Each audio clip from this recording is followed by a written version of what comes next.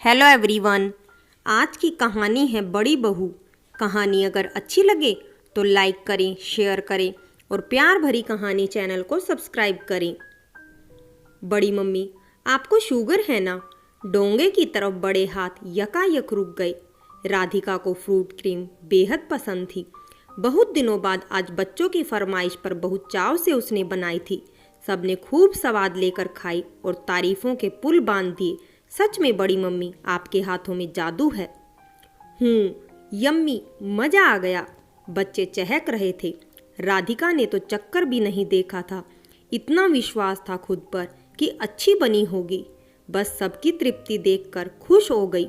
सोचा चलो थोड़ा सा मैं भी खाकर देखूं। एक दो चम्मच प्लेट में डालने ही वाली थी कि रिया बोल उठी। मन खट्टा हो गया उसका। वो कुछ भी नहीं बोली।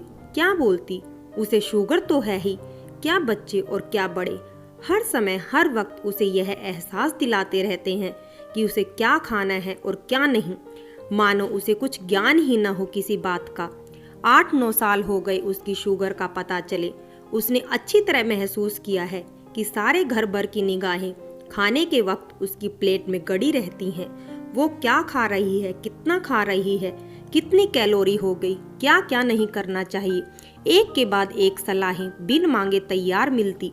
किसी को यह ध्यान नहीं रहता कि सुबह से एक कप फीकी चाय पिए वह 10-11 बजे तक घर भर की फरमाइशें पूरी करने में चरखे की तरह घूम रही है। आदत भी तो शुरू से ऐसी ही डाल ली कि जब तक नहा धोकर पूजा ना कर ले मुंह में कुछ नहीं डालेगी। कभी कभी खाली पेट हाथ पैर कांपने लग जाते तो सौंफ इलायची लेकर चबाने लग जाती।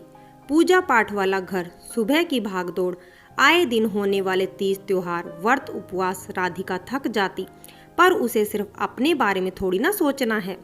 घर पर भी क्या था, आए दिन मेहमानों का मेला लगा रहता। आगुंतक भी अच्छी मेहमानवाजी जहाँ मिलेगी वहीं जाना पसंद करते हैं। राधिका घर की बड़ी बहू थी। हंस हंस कर सबका आदर सत्कार करती। छोटी बहू रीना नौकरी करती थी। सुबह ऑफिस जाने की हड़बड़ी में किचन में हाथ नहीं बटवा पाती थी। अब होना क्या था, सारे काम राधिका के हवाले होते। भोर से ही माताजी की चाय, नहाने का पानी, टिफिन, नाश्ते के कामों का सिलसिला चलता तो खत्म होने पर भी न आता। आए दिन तीज त्योहारों के कामों की फरमाइश अलग से होती। सासू माँ त्योहार विधिवत धूमधाम से मनाने की शौकीन। एक खत्म नहीं होता कि दूसरे की तैयारी शुरू हो गई। जाहिर है तीज त्योहार के प्रसाद मीठे ही बनते। माताजी प्रसाद के भंडार पर अपनी पैनी नजर रखती, अपने हाथों से सबको देती। अंत में राधिका को शुगर का हवाला देकर खीरे, सेब की फांके और चम्मच भर पंजीरी की कटोरी टिका देती। उसे हंसी आ गई सोचते सोचते। बस इसी समय सबको उसकी सेहत का कितना ख्याल रहता है। इन सब व्यस्तताओं के बीच राधिका को कभी कभी अपनी सेहत की चिंता लग जाती। इन बीते वर्षों में उसे अपनी कार्य क्षमता में कमी महसूस होने लगी थी और थकान भी जल्दी लगने लग जाती थी। उम्र बढ़ रही है तुम्हारी, ध्यान रखा करो अपना। सपाट शब्दों में सलाह देने वालों की कमी न थी। डॉक्टर को दिखा आओ, कब से नहीं दिखाया है। चिंतित पति देव को भी याद नहीं कब दिखाया था आखिरी बार। कल चली जाना, गाड़ी भेज दूंगा। ठीक है, राधिका ने ठंडे स्वर में जवाब दिया। किसी को दोष देना फिजूल है। अपना ख्याल तो उसे खुद ही रखना चाहिए। अभी उस बात को ज्यादा समय नहीं बीता है। याद है कुछ दिन पहले जरूरी काम निपटाने उसे जून की भरी गर्मी में सेंट्रल मार्केट अकेले जाना पड़ा। थैलों का भारी बोझ और गर्मी से गला सूखने लगा था उसका। सुबह का नाश्ता किए काफी देर हो चुकी थी। पहले घर के कामों में लग गई, फिर मार्केट आने से पहले कुछ खाया ही नहीं। नए ही पर्स में कुछ चॉकलेट, बिस्कुट जैसी चीज रखी थी कि मुंह में डाल ले, शुगर के कारण कहीं चक्कर खाकर न गिर जाए। अभी घर पहुंचने में तो देर थी, इसलिए जोखिम उठाना उचित नहीं समझा। सामने ही बेकरी की दुकान थी। झटपट अंदर पहुंचकर उसने शॉपिंग बैग एक कुर्सी से टिकाए और बैठ गई। दुकानदार उसे पहचानता था, अक्सर आती थी यहाँ वह। भैया, एक चॉकलेट दीजिए, लगता है शुगर लेवल लो हो रहा है। बोलना न चाहते हुए भी उसके मुंह से निकल गया। ओह दीदी, आप आराम से बैठिए इधर। एसी के सामने कुर्सी खिसकाकर बैठने का इशारा कर दुकानदार बोला। मैं जानता हूँ मुझे भी शुगर है। अरे रमेश, जल्दी से दीदी को शुगर फ्री कोल्ड ड्रिंक दो। चॉकलेट का रैपर खोलकर उसने झट से राधिका की ओर बढ़ा दिया। पहले ये लीजिए दीदी, आप यह खाइए, फिर कोल्ड ड्रिंक पीजिएगा आराम से। उपभोक्तावादी इस युग में वह आत्मीयता के बोझ तले भावुक हो उठी। कितना कुछ करती है वह घर पर सभी के लिए। चक्कर घिनी बनी रसोई से कमरे और कमरे से छत पर दौड़ती रहती है। थक जाती है पर किसी का ध्यान नहीं जाता। हिदायतें बिना मांगे 1000 मिल जाती हैं, पर एक गिलास पानी बिना मांगे कोई नहीं देता। 2 घड़ी को अगर बिस्तर पर लेट जाए तो सब पूछने लग जाते हैं कि क्या हुआ, लेटी क्यों हो। कुछ घूंट गले से नीचे उतरते ही उसे राहत महसूस हुई। कुछ जरूरी सामान लेने के बाद राधिका ने चॉकलेट और कोल्ड ड्रिंक के दाम चुकाने चाहे तो उन्होंने हाथ जोड़कर लेने से इनकार कर दिया। मन पर एक स्नेह बोझ लेकर वह घर आ गई। अगले दिन का डॉक्टर से मिलने का समय लिया था। नाश्ता कितने बजे करती हैं? डॉक्टर ने रिपोर्ट के पन्ने पलटते हुए सवाल किया। राधिका क्या बोले, कोई निश्चित समय हो तो बताए ना। कभी कभी तो नाश्ते और लंच का समय एक हो जाता है।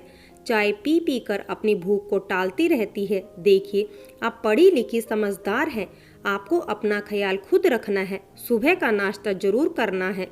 डॉक्टर, वो तीज त्योहार आ जाते हैं तो सब गड़बड़ हो जाती है। सब कुछ करिए पर भूखा मत रहिए। खा पी कर पूजा करिए। आप डायबिटीज की मरीज है, यह मत भूलिए। डॉक्टर ने बात काट कर हिदायत दी और भी न जाने कितनी बातें की। राधिका हाँ हूं कर सुनती रही। अगले दिन सुबह राधिका कुछ बदली बदली सी थी। सभी लोग अपनी दिनचर्या की शुरुआत में लगे हुए थे। राधिका ने रसोई घर के कुछ जरूरी काम निपटाए, चाय बनाकर केतली में रखी और डाइनिंग हॉल में आ गई। चाय की चुस्कियों के साथ अखबार पढ़ने का अलग ही आनंद है। कितने दिनों के बाद आज वह ऐसा कर पाई। बड़ी मम्मी, मेरा लंच बॉक्स तैयार है बेटा, बस बैग में रख लो। राधिका ने दूसरा पन्ना पलटते हुए खबरों पर निगाह फेरी। उधर माता जी की बेचैनी बढ़ने लगी थी। आज त्योहार का दिन और इतनी फुर्सत। 10 बजते ही उनका सब्र टूटने लगा। अरे राधिका, आज महालक्ष्मी का उपवास है, भूल गई क्या?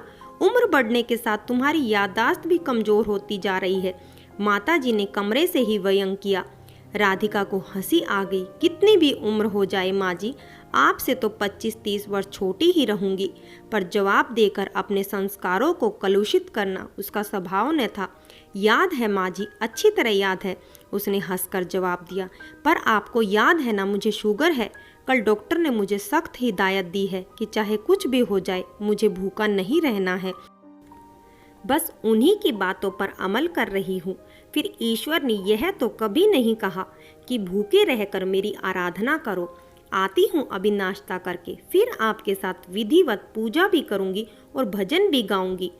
राधिका ने सैंडविच का बचा हुआ टुकड़ा मुंह में रखा और रीना की तरफ मुंह करते हुए बोली, रीना, ऑफिस से आते समय ओट्स लेती आना, और हाँ, रात को मूंग चने याद से भिगो दिया करना आज से। सलाद और नींबू रोज चेक करना फ्रिज में है या नहीं, वो अलग से काट कर डिब्बे में रखना ताकि मुझे ढूंढने में परेशानी ना हो। कितना समय बीत गया। आज पहली बार राधिका ने घर के नियमों के विरुद्ध नाश्ता करने के बाद नहाने के कपड़े समेटे और बाथरूम का दरवाज़ा बंद कर लिया। अंदर से आती गीत की सवर लहरियां रह रह कर घर भर के सदस्यों के कानों में एक नई भोर के उदय का संकेत दे रही थी। फ्रेंड्स, कहानी अगर अच्छी लगी हो तो लाइक करें, शेयर करें और प्यार भरी कहानी चैनल को सब्सक्राइब करें।